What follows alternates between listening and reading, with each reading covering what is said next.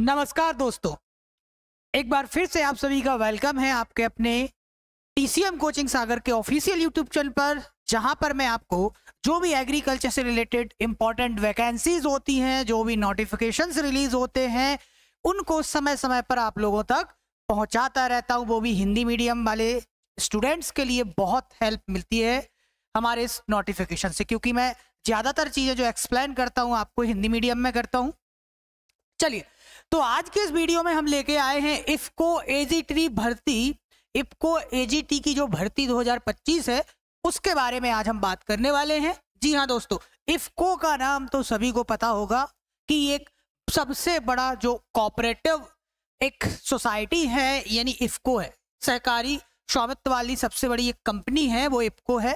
ठीक है, इफको को पता ये भी पता होगा कि इफको डील किस में करती है। तो आज हम इसी की वैकेंसी के बारे में बात करने वाले हैं। इसका जो एक भर्ती नोटिफिकेशन निकला है एजीटी जिसे बोलते हैं, एग्रीकल्चर ग्रेजुएट ट्रेनी जिसे बोला जाता है, उसके बारे में बात करने वाले हैं। इसके भाई क्या योग्यता रहने वाली है, क्या आयु सीमा, क्या परीक्षा डेट रहने वाली है, इसका वेतन कितना है और सिलेबस क्या है, तैयारी कैसे कर सकते हैं, कौन कौन फॉर्म भर सकते हैं, कैसे फॉर्म भर सकते हैं, एवरीथिंग सब कुछ हम इस वीडियो में डिस्कस करने वाले। तो भाई बने रहिए अंत तक इस वीडियो के साथ। चलिए, सबसे पहले तो आपको बता देते कि इफको क्या है। भाई जैसे ही आप इफको की वेबसाइट खोलेंगे, देखिए ये ओरिजिनल नोटिफिकेशन है, कोई फेक नोटिफिकेशन नहीं है। आप इफको डालिए, इफको की वेबसाइट खोलेंगे, ये सबसे पहला इंटरफेस दिखेगा आपको। यहाँ मेन्यू में जाएंगे या नीचे स्क्रॉल करेंगे तो आपको करियर ऑप्शन दिख जाएगा, वहां नीचे जाएंगे तो आपको वैकेंसी दिख जाएगी। देखिए, सबसे पहले बात कर लेते हैं कि इफको है क्या। तो देखिए, इफको की यदि हम बात की जाए तो इफको क्या है, Indian farmer fertilisers cooperative limited इसका फुल फॉर्म होता है।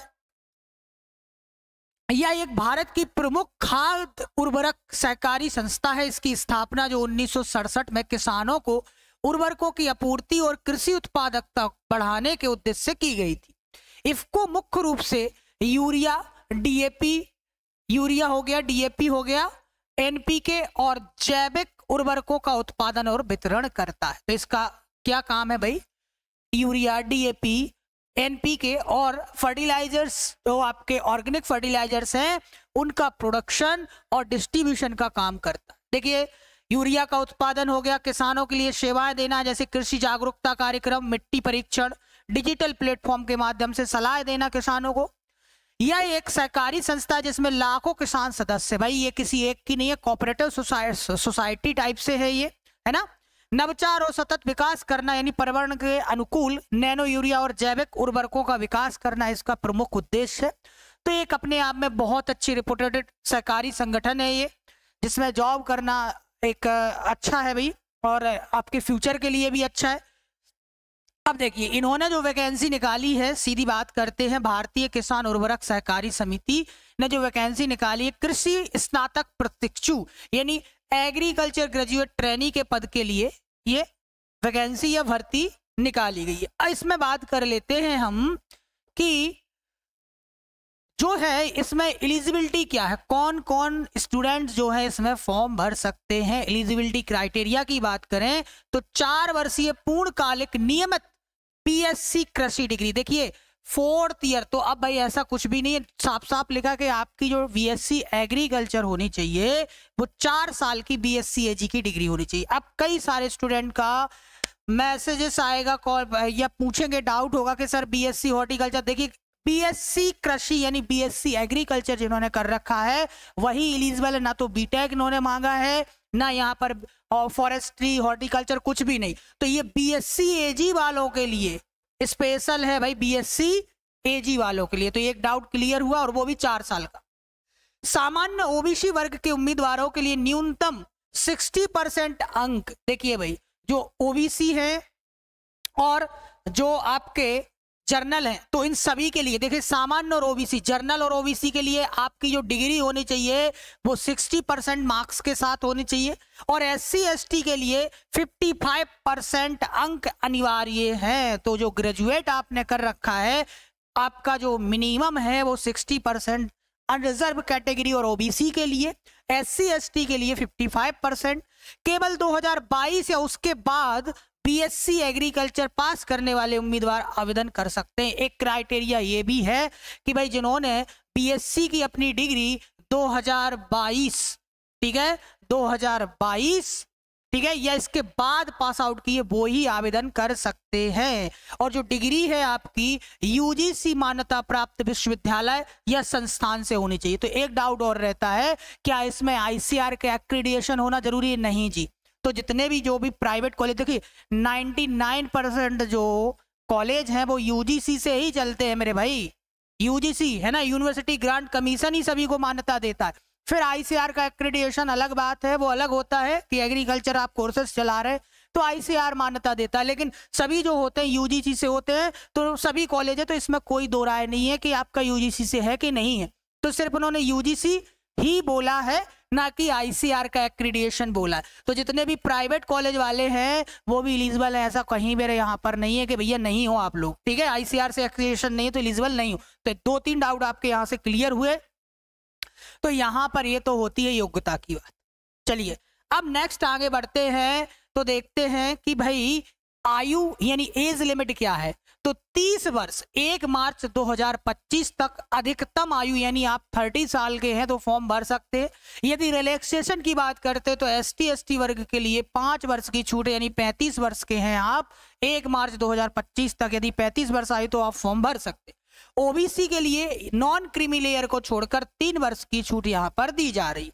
कार्यस्थल की बात कर लेते हैं कि आपको जॉब लोकेशन कहां पर मिल जाएगी, आपकी जॉब लोकेशन कहां होगी। तो भारत में विभिन्न फील्ड कार्यालयों के लिए नियुक्ति आप कहीं भी लगाए जा सकते हो। आवेदन करने वाले राज्य की क्षेत्रीय भाषा का ज्ञान आवश्यक। देखिए स्पेशली आपको जिस राज्य के लिए, जैसे आप एमपी के हैं तो एमपी के स्टेट को आप प्रेफरेंस देंगे, तो एमपी स्टेट को प्रेफरेंस देंगे तो एमपी में कहीं भी आपका जॉब लोकेशन यानी आपका कार्यस्थल निर्धारित किया जा सकता है इनके द्वारा।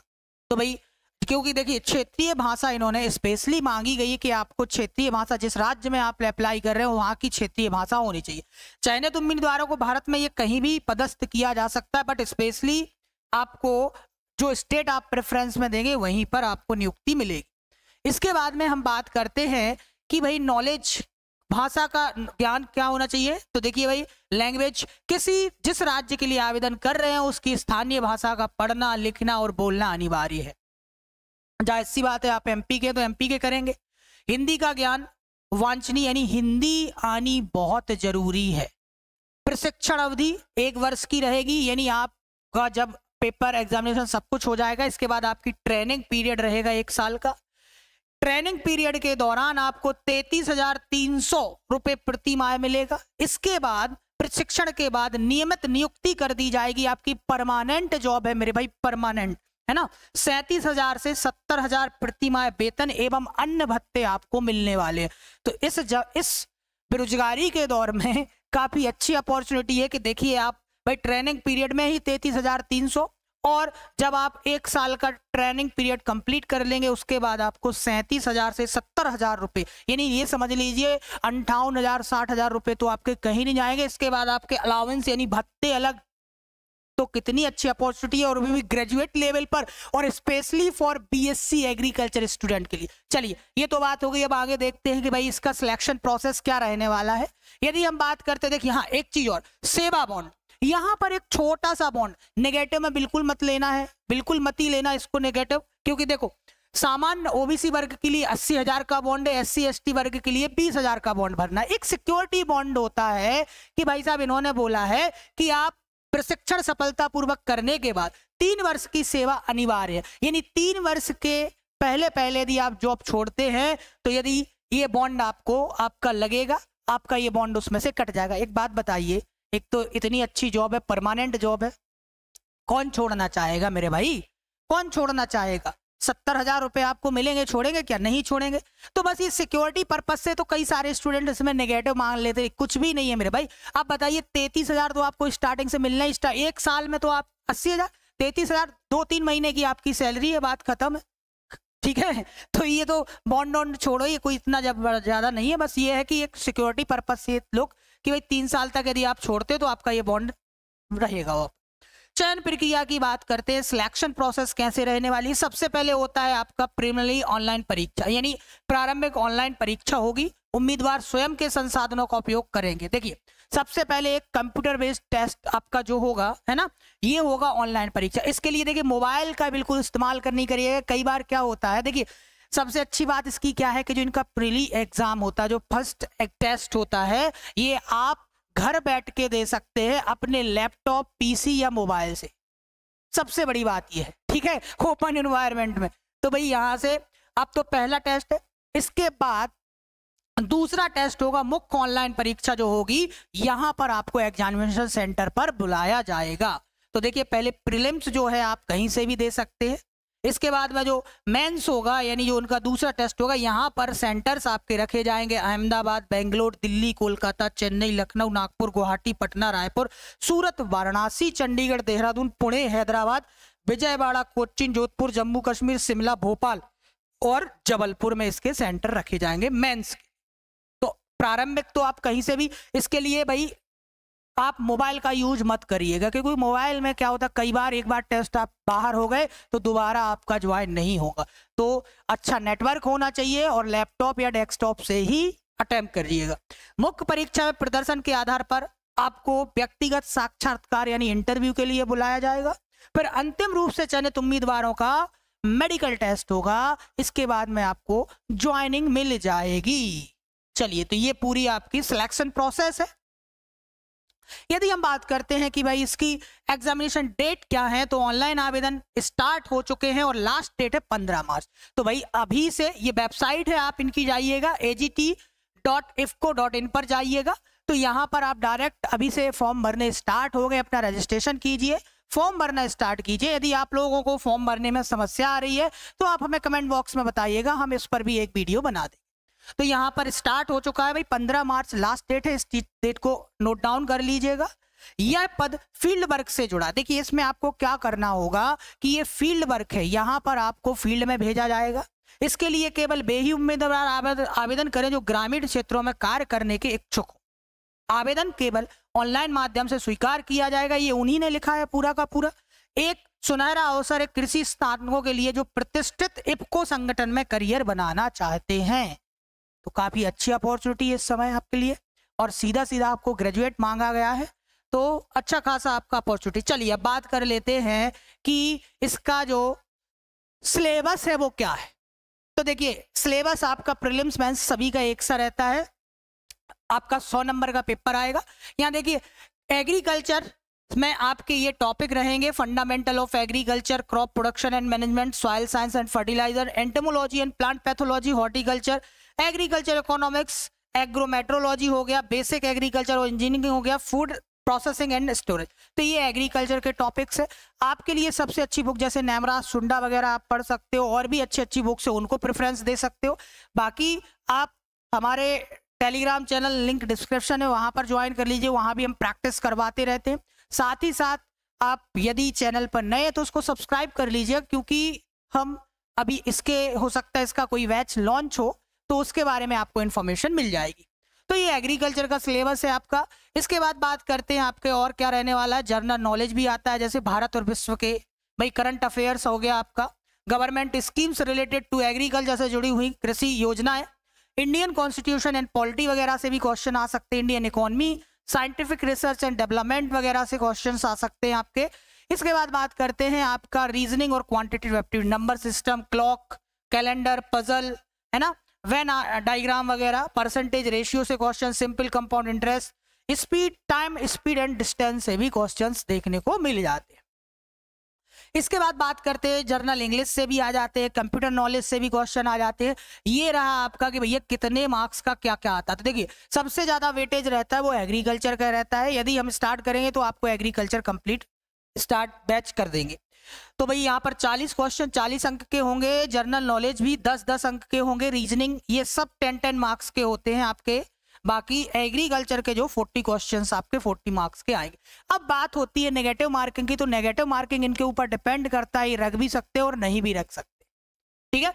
बाकी ये जो पैटर्न है ये भी वो चेंज कर सकते हैं और नहीं भी कर सकते। ये तो देखिए जब उनके फॉर्म फिल हो जाएंगे लास्ट डेट के बाद, और इसके बाद इनको कब प्रीलिम्स लेना है कब मेंस लेना, ये सब वही बताएंगे आपको, वेबसाइट पे इंफॉर्मेशन दे दी जाएगी, है ना। तो भाई इनकी वेबसाइट डे बाय डे आप विजिट करते रहेंगे। एक जनरली ओवरव्यू मैंने दिया है कि इस तरीके का इनका एग्जाम पैटर्न हो सकता है। आई होप कि आप लोगों को समझ में भी आ रहा होगा। तो भाई ये थी पूरी इंफॉर्मेशन, और यदि हम इसके बारे में बैच करते हैं लॉन्च तो आप हमारा चैनल सब्सक्राइब कर लीजिएगा, इस पे हम जरूर इन्फॉर्मेशन देंगे आपको। साथ ही साथ टेलीग्राम चैनल को भी आप ज्वाइन कर लीजिएगा। तो एक अच्छी अपॉर्चुनिटी है एग्रीकल्चर ग्रेजुएट्स के लिए, अभी फिलहाल में बहुत अच्छी अपॉर्चुनिटी, क्या अच्छी अपॉर्चुनिटी और परमानेंट जॉब है, जो कि आपकी 70,000 तक सैलरी मिल रही है इसमें, इससे बेटर और क्या ही है ना। और भाई अच्छी अपॉर्चुनिटी सभी के लिए हो सकती है। तो आई होप कि आप लोगों को नॉलेज इन्फॉर्मेशन इसके बारे में अच्छी लगी होगी। आप खुद इसकी पुष्टि कर सकते हैं, क्वेजिटी पर चले जाइए, आपको मिल जाएगा नोटिफिकेशन।